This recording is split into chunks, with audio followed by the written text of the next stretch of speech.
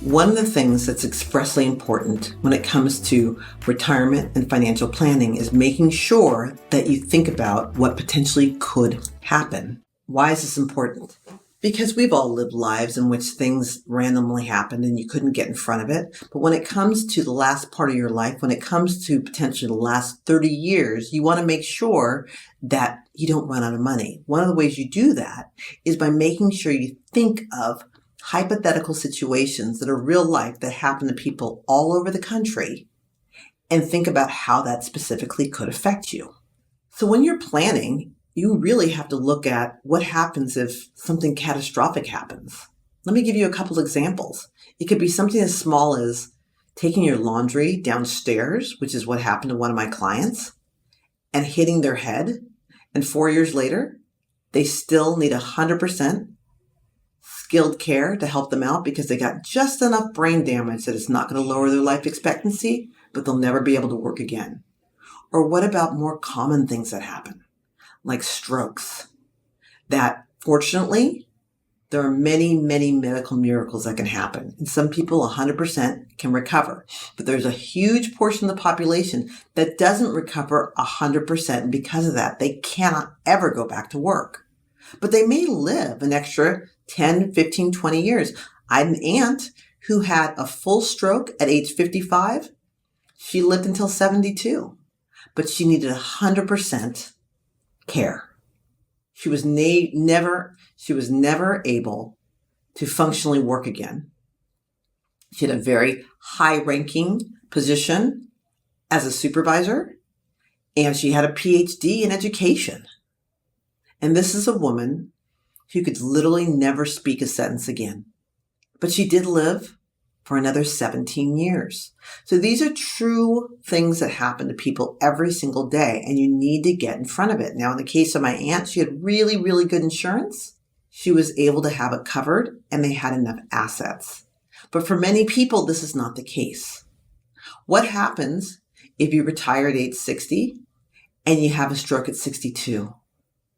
What happens if, and this is a real life situation, I had a client who had a stroke, the husband took care of the wife, and then he had a stroke, and then both of them had medical care, and both of them lived for like 16 years afterwards.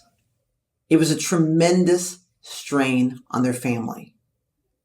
What happens if you don't have enough money to make it to the finish line? No one wants to end up in a government-assisted housing. No one. No one ever plans that, especially after spending so many years planning for your retirement. You don't want to be that individual. Why would you want to be that individual? But just because you don't see these stories every day does not mean they don't exist. I see these stories.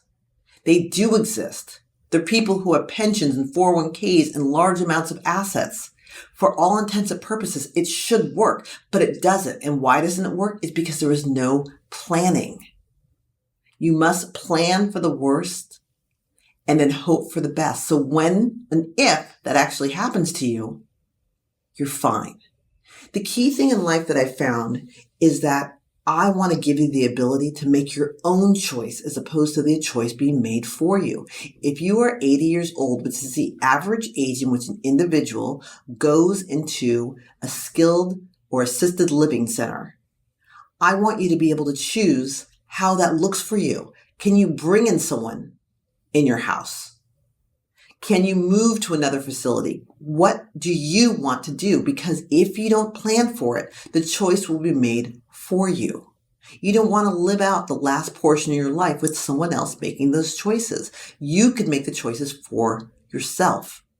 The key with financial retirement planning is taking systematic steps so ultimately you have the choice to figure out how you're going to live the rest of your life in a manner that you'd want to live it in. My name is Ally McFarland, and I am a financial advisor and fiduciary, and I help people every day, just like yourself, work on these specific situations with pensions and Social Security. If you have a question, please click on the link below to schedule an appointment or call the number on your screen. I look forward to hearing from you.